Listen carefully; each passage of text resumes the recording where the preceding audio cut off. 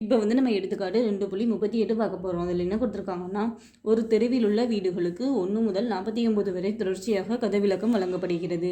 செந்திலின் வீட்டிற்கு முன்னதாக உள்ள வீடுகளின் கதவிலக்கங்களின் கூட்டுத்தொகையானது செந்திலின் வீட்டிற்கு பின்னதாக உள்ள வீடுகளின் கதவிலக்கங்களின் கூட்டுத்தொகைக்கு சமமெனில் செந்திலின் வீட்டு கதவிலக்கத்தை காண்க அப்படின்னு சொல்லியிருக்காங்க. இதில் கதவிலக்கம் அப்படின்னா என்னன்னா, கதவு கூட்டல் இலக்கம் அப்படின்னா என்னதுன்னா வீட்டு நம்பர், அதுதான் அவங்க வந்து கதவிலக்கம் அப்படின்னு சொல்லி கொடுத்துருக்காங்க.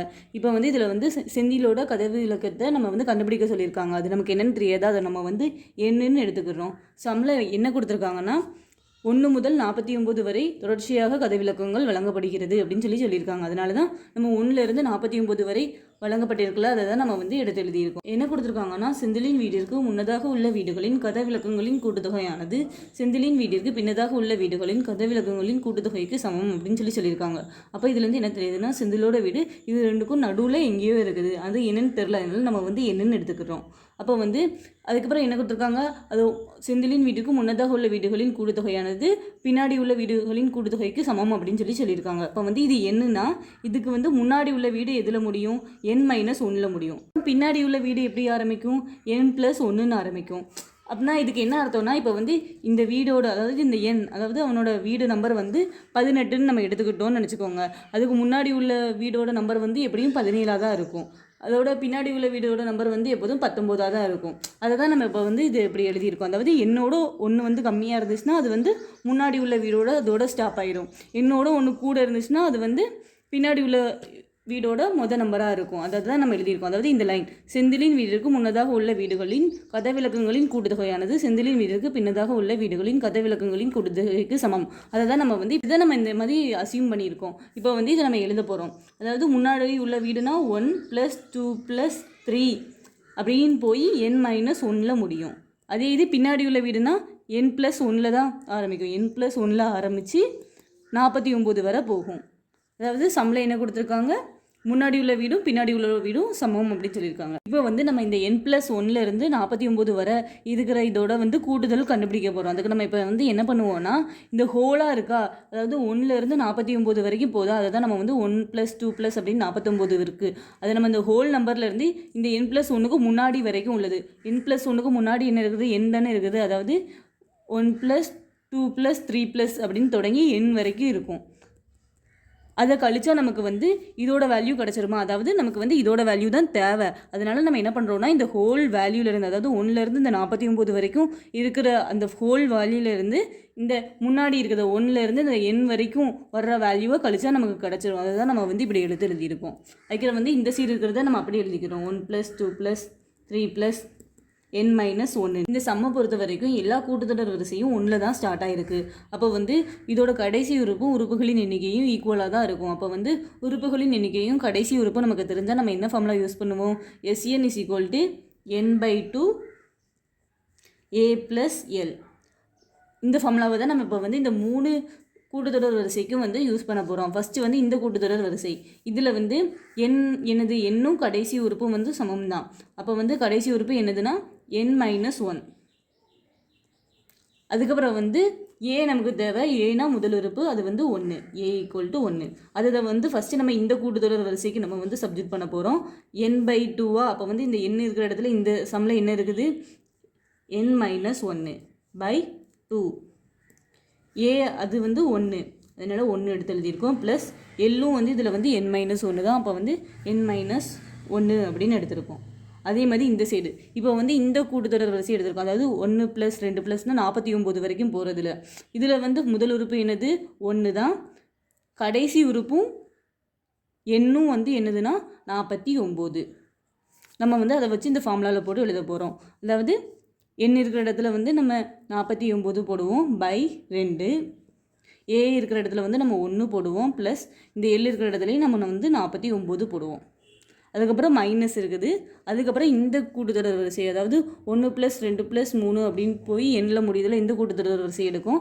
இதில் வந்து ஏனா 1 தான், எண்ணும் எனக்கு வந்து கடைசி உறுப்பும் வந்து இந்த சம்மில் வந்து எண்ணு தான்.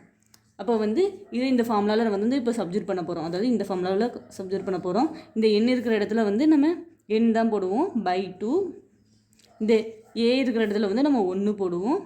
ப்ளஸ் இந்த எல் இருக்கிற இடத்துலையும் நம்ம வந்து எண்ணு தான் போடுவோம். அதுக்கப்புறம் வந்து இந்த n-1/2 நம்ம வந்து அப்படியே எழுதிக்கிறோம். அதுக்கப்புறம் இந்த ப்ராக்கெட்குள்ளே என்ன இருக்குது 1 + n-1. இதில் வந்து +1 -1 ஒரே லைனில் இருக்கிறதுனால இது ரெண்டையும் கேன்சல் பண்ணிக்கிறோம். அப்புறம் வந்து மிச்சம் n மட்டும் கிடைக்கும். அதை வந்து நம்ம எடுத்து எழுதிக்கிறோம். ஈக்குவல் இந்த சைடு என்ன இருக்குது, ரெண்டு சைடுமே வந்து /2 இருக்குது. அப்போ வந்து கீழே வந்து பகுதி சேமாக இருந்துச்சுன்னா நம்ம வந்து அப்படியே கூட்டிக்கலாமா? அப்போ வந்து மேலே வந்து 49 அப்படியே இருக்குமா? 1 + 49னா 50 வருமா? ப்ராக்கெட்னா பெருக்கல் தானே. அப்போ வந்து × 50. இங்கே வந்து கீழே வந்து /2 இருக்குது. அப்போ வந்து இங்கேயும் /2 இருக்குது. அப்போ வந்து ஹோலாக தானே /2 இருக்குது. அதனால் வந்து நம்ம காமனாகவே /2ன்னு போட்டுக்கிட்டோம். இப்போ வந்து இந்த மைனஸ் இருக்குது, இந்த n இருக்குது. இங்கே வந்து ப்ராக்கெட்டில் வந்து 1 + n இருக்குது. அதை வந்து 1 + n நம்ம அப்படியே போட்டுட்டோம். இந்த கீழே இருக்கிற /2 தான். அதாவது ரெண்டு சைடுமே வந்து பகுதி சேமாக இருக்கிறதுனால நம்ம அப்படியே வந்து இதனால் பண்ணிக்கலாம்ல.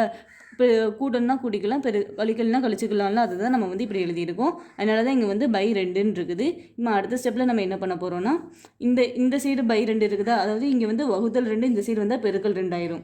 இங்கேருந்து இந்த √2 இந்த சைடு போனாலும் பெருக்கல் 2 ஆயிரும். அதாவது ஒரு ஈக்குவேஷனில் இந்த சைடு அந்த சைடும் சேம் நம்பர் இருந்தால் நம்ம வந்து அதை வந்து டிவைட் பண்ணிக்கலாமா? அப்போ இது ரெண்டுமே நம்ம வந்து கேன்சல் பண்ணிக்கிறோம். அப்போ வந்து நமக்கு என்ன கிடைக்கும்னா n-1 × n ஈக்குவல் இது 49 × 50 நமக்கு வந்து 2450 கிடைக்கும். அதுக்கு வந்து இந்த -n இருக்குது, இது உள்ளே கொண்டு போய் வந்து நம்ம மல்டிப்ளை பண்ண போகிறோம். அப்போ என்ன கிடைக்கும், -n உள்ளே போனால் -1ஓட -n மல்டிப்ளை பண்ணால் வந்து நமக்கு வந்து -n கிடைக்கும். அதே மாதிரி இங்கே +n இருக்குது, இங்கே வந்து -n இருக்குது. அப்போ -n² கிடைக்கும். அதுக்கப்புறம் இந்த சைடு வந்து இந்த n இருக்கா, இதை வந்து நம்ம உள்ளே கொண்டு போய் மல்டிப்ளை பண்ண போகிறோம். அப்போ வந்து n-ஐயும் மல்டிப்ளை பண்ணால் n² வரும். -1 கூட n மல்டிப்ளை பண்ணால் -n வரும். ஈக்குவல் இந்த 2450 அப்படியே இருக்குது. -n -n². இந்த ரெண்டு சைடுமே -n இருக்குது. அப்போ இது ரெண்டுமே கேன்சல் ஆயிருமா? அடுத்தது மிச்சம் என்ன இருக்குது, இங்கே வந்து -n² இருக்கா. அப்போ அது இந்த சைடு வந்தால் +n². இங்கே ஏற்கனவே ஒரு n² இருக்குது. இந்த -n² இந்த சைடு வந்தால் +n² ஆயிரும். இந்த சைடு வந்து 2450 இருக்குது. இப்போ வந்து n²யும் நம்ம கூட்டினா இதுக்கு முன்னாடி ஒன்றுமே இல்லைன்னா 1 இருக்குதுன்னு அர்த்தம். அப்போ இது ரெண்டையும் 1 2, அப்போ வந்து 2n² வருமா? 2n² = 2450. இப்போ வந்து இந்த n² இங்கே இருக்குது. இந்த 2 வந்து இது கூட பெருக்கலாக இருக்கா, இந்த சைடு வந்து வகுத்தல் ஆயிருமா? அப்போ வந்து 2450 ÷ 2ன்னு ஆயிருமா? இப்போ வந்து இந்த 2450 வந்து நம்ம 2ஆல் வகுக்க போகிறோம். 1 2 1 2 2 4 2 4 5ல் 4 போனால் மிச்சம் 1 இருக்குது. 2 10. அப்போ வந்து n² = 1225 நம்ம கண்டுபிடிச்சிட்டோம். அப்போ வந்து என்ன பண்ண போகிறோன்னா 1225 வந்து நம்ம வந்து தான வகுத்தல் போட போகிறோம். இப்போ வந்து இது 5ஆவது பேப்பரில் போகுமா? 2 10 மிச்சம் 2 இருக்கும். 4 5 20 மிச்சம் 2 இருக்கும். 5 25. மறுபடியும் இது 5ஆவது பேப்பரில் போகுமா? அப்போ வந்து 5ஆவது பேப்பரில் போகிறோம். 4 5 20 மிச்சம் 4 இருக்கும். அப்போ வந்து 9 5 45 இருக்கும். இப்போ வந்து 49 வந்து 7ஆவது வைப்பாடில் தான் போகும். அப்போ வந்து 7 7 49 ஆகிய வந்து 7ஆவது வைப்பாடும் 7ல் தான் போகும். இப்போ வந்து 1225க்கு வந்து நம்ம தான வகுத்தல் போட்டால் நமக்கு என்ன கிடைக்குதுன்னா 5 × 5 × 7 × 7 கிடைக்குதா. அப்போ வந்து 5 × 5 × 7 × 7 நம்ம வந்து எடுத்து எழுதியிருக்கோம். இப்போ ரூட்லேருந்து ஒரு நம்பரை நம்ம வந்து வெளியே காமனாக எடுத்துகிட்டு வந்துடலாம். அப்போ வந்து 2 5 இருந்தால் ஒரு 5 வெளியே வந்துடும். 2 7 இருந்துச்சுன்னா ஒரு 7 வெளியே வந்துடும். அதேமாதிரி ரூட்லேருந்து நம்ம வந்து இதை வெளியே கொண்டு வந்தால் +or - போடுவோம். அப்போ வந்து 7 35. அப்போ வந்து +or - 35. அப்போ வந்து n = +or - 35ன்னு கண்டுபிடிச்சிட்டோம். இங்கே வந்து செந்திலின் கதவிலக்கம் தான் n. அப்போ வந்து நம்ம n என்னன்னு கண்டுபிடிச்சிட்டோம். இப்போ வந்து வீடு நம்பர் வந்து இப்போ n = -35ன்னு இருக்குது, n = +35ன்னு இருக்குது. இப்போ வந்து வீடு நம்பர் வந்து நமக்கு வந்து மைனஸில் வர வந்து சான்ஸ் இல்லைல்ல, ப்ளஸில் தானே வரும். அப்போ வந்து n = 35. இதுதான் ஆன்சர். இதோட இந்த சம் அவ்வளோதான்.